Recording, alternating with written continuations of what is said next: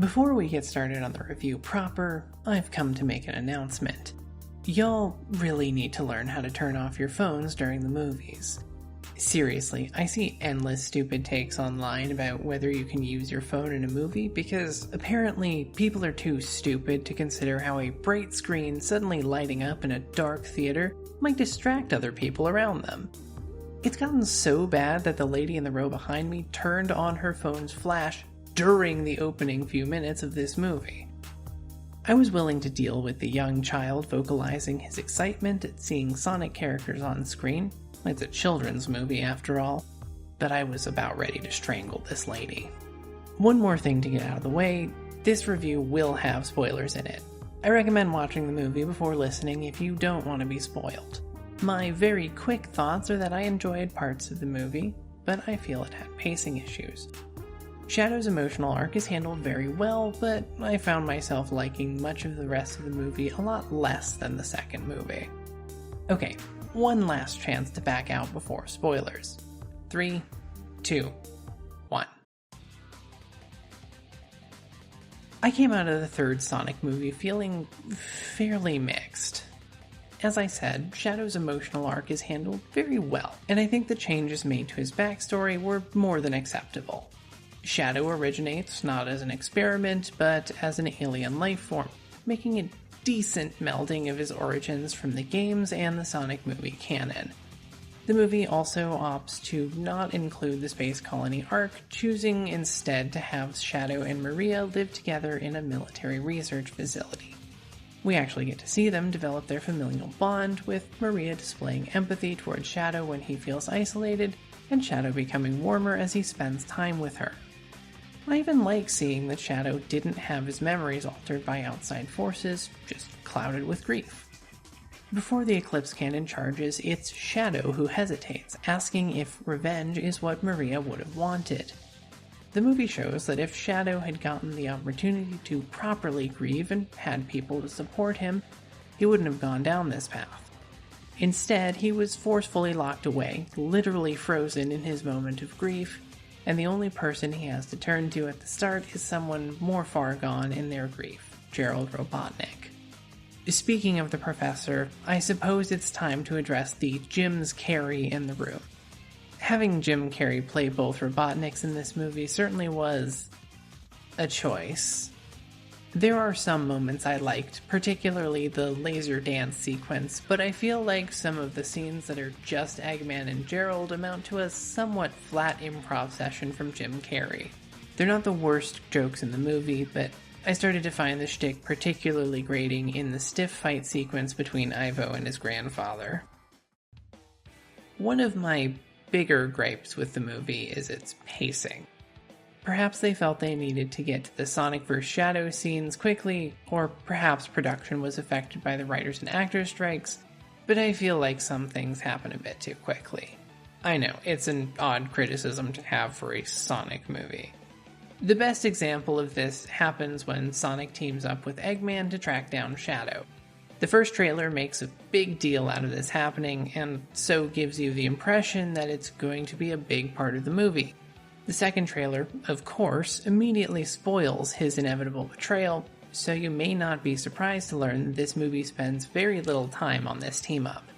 Sonic comes to Eggman's base and learns he wasn't behind the attacks. Sonic and Eggman go to an abandoned research facility to find Shadow, and then Eggman immediately betrays Sonic after one conversation with Gerald. It happens so quickly that you wonder why it happened at all. The team-up feels less like a dynamic the writers wanted to explore, like the Eggman-Knuckles dynamic in the second movie, and more just a necessary contrivance to get the characters in the same place at the same time. I do wonder if it wouldn't have made more sense to have Eggman searching for Shadow on his own accord, with Team Sonic either following Eggman to the military base or gaining some other knowledge which leads them there at the same time. Maybe I'd be a little warmer to that previous plot point if the trailers hadn't given competing messages, or if I hadn't seen the trailers at all. But my other sticking point is one I have a harder time seeing around. Sonic's emotional lesson for this movie is to make good choices. There's not a lot of exploration as to what constitutes a good choice, nor is Sonic really stuck in a position where it's particularly difficult to determine right from wrong.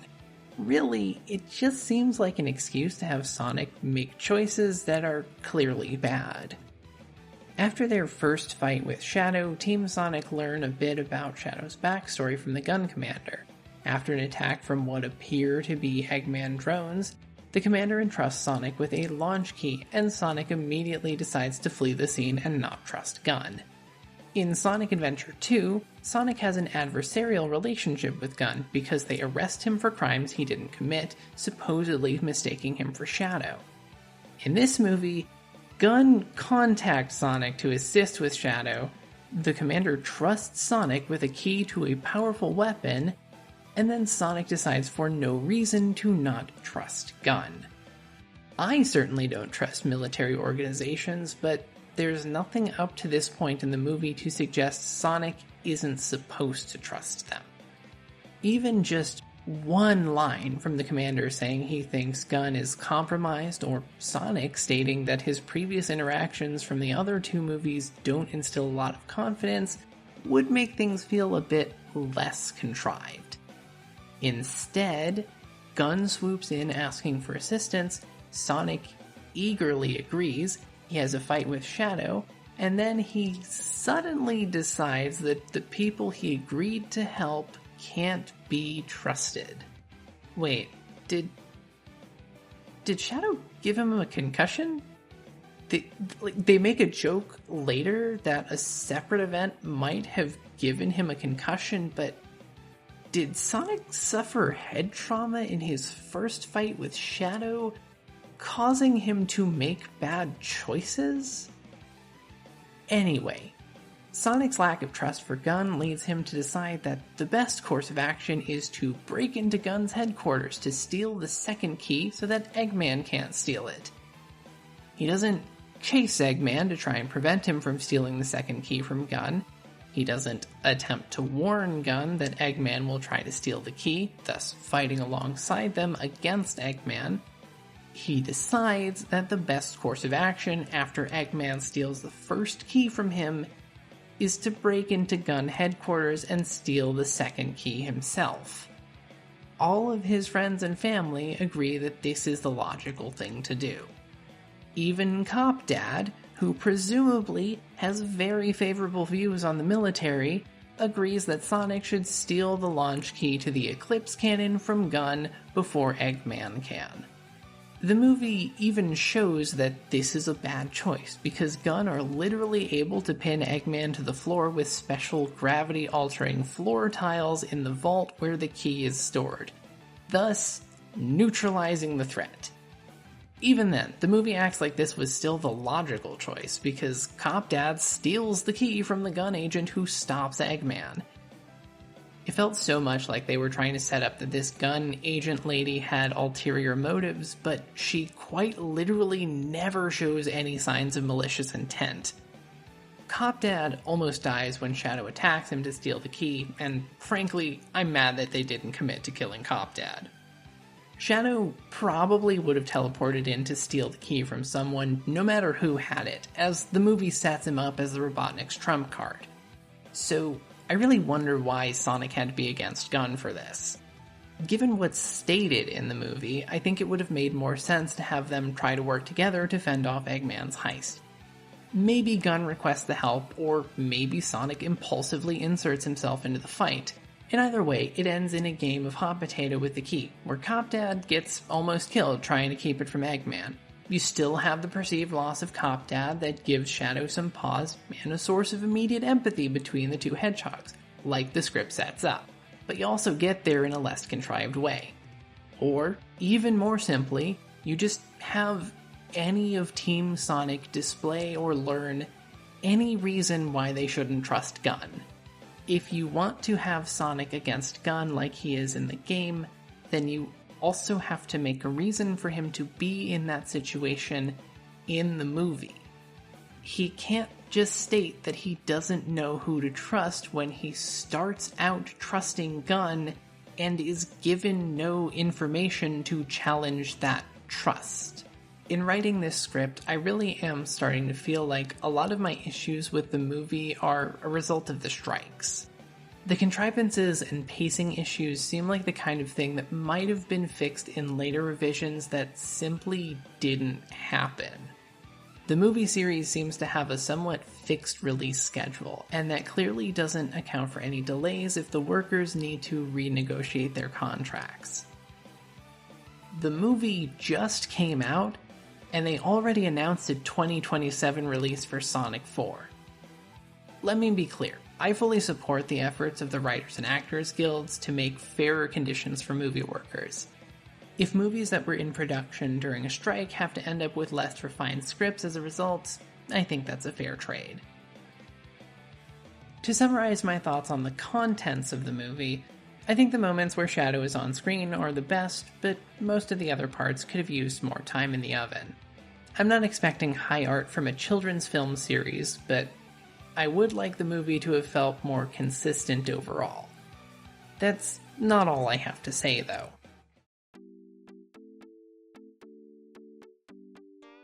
I think it's pretty wild that we've had 3 Sonic movies and all of the Sonic characters are men. We've seen neither Quill, nor Wing, nor Flame of any of the Sonic women in any of these movies. We're getting rumblings of a Team Chaotic series before we've seen a girl Sonic character. Amy's getting increased relevance in the games and comics, but still has to sit out on movie appearances, and only just showed up in this movie's post-credits sequence. Rouge also is nowhere to be seen, despite being a key actor in the game's story that this movie adapts. They were able to redesign her for Sonic Prime, but apparently giving her a movie appearance was too much. That's actually a pretty huge insult given that the movie universe insists that Human Earth has had close ties to Sonic's world for a long time. A surprise reveal of Rouge being a gun agent and thus a secret trump card would have fit in perfectly. It took until the post-credits of the 3rd Sonic movie to confirm that any of the women Sonic characters exist, aside from the dead child. Beyond my thoughts on the movie itself, I've had a pervasive thought leading up to the release that has admittedly colored my perception of the film franchise. The first Sonic movie is an albatross that's been weighing down the entirety of the series. I don't mind any of the subtler changes made to adapt Sonic to the big screen because movie Sonic still reads as a version of Sonic to me. He's fast, cocky, and impatient, caring about his friends and trying to do good in the world. A younger, less mature Sonic who has to grow and learn lessons throughout the series makes sense for a children's movie franchise. Maybe you have the criticism that Sonic tells too many jokey jokes and relies on pop culture as a crutch, but that was kind of the 2010s Sonic shtick, and also just the general criticism for current superhero movies. I feel similar about the treatment of other Sonic characters in this franchise. They stay more or less intact while changing in ways that make sense for the medium. It's everything else about the first movie that really hasn't sat well with me. The first movie doesn't imagine a world where Sonic is real. It imagines a world where Sonic is suddenly real. This is inherently a less interesting premise because the answer turns out to be that Sonic has an Alvin and the Chipmunks the road chip with a cop who becomes his dad. Sonic doesn't have a world that feels lived in with its own history. He just lives in our world, which secretly has a bunch of connections to Sonic. This is also something that Sonic X explored. And that show got to be more interesting because it had 2 entire seasons to really dig into that premise. Sonic X also introduced more Sonic characters earlier than the movies have done. The parts I found enjoyable in the first movie were the first few minutes where we got a glimpse at what a Sonic movie world could look like, and some of the moments where Sonic fights Eggman. The rest really is just Alvin and the Chipmunks. I was actually so annoyed coming out of the theater for the first movie that I broke out my DVD copy of the Sonic OVA and watched that to show myself what a Sonic movie looks like in comparison to a movie that simply has Sonic in it. A lot of the human characters tend to fall flat and end up feeling like a vestigial organ. Agent Stone is probably the best of them, being almost the human equivalent to Dr. Starline. He's intelligent, possibly smarter than Eggman, but he's also hopelessly devoted and attracted to Eggman in a way that keeps his ambitions in check. Maddie and her family are okay characters to include, and honestly, I'd like it if Sonic and JoJo got to have more big cousin, little cousin interactions. JoJo should have been Sonic's main human friend for kids to project onto, but instead, the movie seems to think kids want to imagine being a cop who's also Sonic's dad. Wade is Wade, and Cop Dad is a dad who's also a cop. Maddie really should divorce him and take custody of the furry kids. I also can't help but feel that being live action only hurts the movie, looking more like an excuse to not pay union animators than a stylistic choice to engage the audience of 10-year-olds. Coming out of the first Sonic movie, I was making a lot of comparisons to Detective Pikachu. And hey, Sonic 3 makes a comparison to Detective Pikachu, so I guess that's fair. In fact, the day after, I put in my Detective Pikachu Blu-ray to check if my positive thoughts about the movie were just because I didn't like the Sonic movie, or if it really was as good as I remembered. To make a long story short, it really was the better movie experience, and I think a lot of people could do with a Detective Pikachu rewatch. The entirety of the first Sonic movie seems dedicated to easing the audience into suspending their disbelief. We know you paid to see a movie that has the same title as a video game about a blue cartoon hedgehog, but we understand that you need a lot of time to get used to seeing anthropomorphic animals on your screen. You have to wait for the second movie to have more than one furry as a main cast member. By contrast, Detective Pikachu accomplishes this task in its first act. The movie starts in a safe suburbia with very few Pokemon on screen, and has a scene with Tim, the main character, attempting to catch a Cubone. This sequence helps teach the audience what all these Pokemon creatures are all about. Then, the movie takes us to Rhyme City, where we spend the entirety of the story surrounded by Pokemon. It's a Pokemon world, not a world where Pokemon suddenly exist. There's clearly history and consideration built into the design of this movie's universe, and that makes it feel like a place that exists before and after the events of the film. It tells a fairly decent children's mystery story that explores and expands the world, and it makes competent changes to adapt the source material into a movie. It even has pretty good justification for being a live-action movie. Pokémon has a long history of animated movies, some of which even released theatrically. Hollywood adaptation has to contend with that legacy, so rather than try to muscle into Pokémon's animated offerings, Detective Pikachu opts to be its own thing. We've gotten 2 sequels to a bog-standard Hollywood Sonic movie, but a pretty good Hollywood Pokémon movie hasn't gotten more than whisperings of a continuation. Maybe if Detective Pikachu's first trailer had looked like an abomination, and the movie had to be delayed so that overworked VFX animators could fix it, we'd have gotten a follow-up by now. I don't know, it just frustrates me to see the Sonic movie franchise have to slowly grow to feel like a Sonic franchise when Detective Pikachu was able to handily accomplish that growth in its first 10 minutes. Detective Pikachu lays the groundwork for a world that can have all kinds of interesting Pokemon stories, while the first Sonic movie has Sonic state that he'd rather live with Cop Dad than travel to interesting Sonic worlds. I mean, seriously, when Detective Pikachu came out, all of the buzz online was saying like, wow, suddenly video game movies are good. I can't believe we can have good video game movies. And now everyone just kind of forgets Detective Pikachu. With that said, those are all my thoughts on this movie series. Thank you so much for watching, and I hope you'll watch again in the next video. And Jeff Fowler, I know you're watching. Put Rouge the Bat in the next movie, you coward. I will buy all of the Rouge merch for this movie series. Do it, coward. Do it.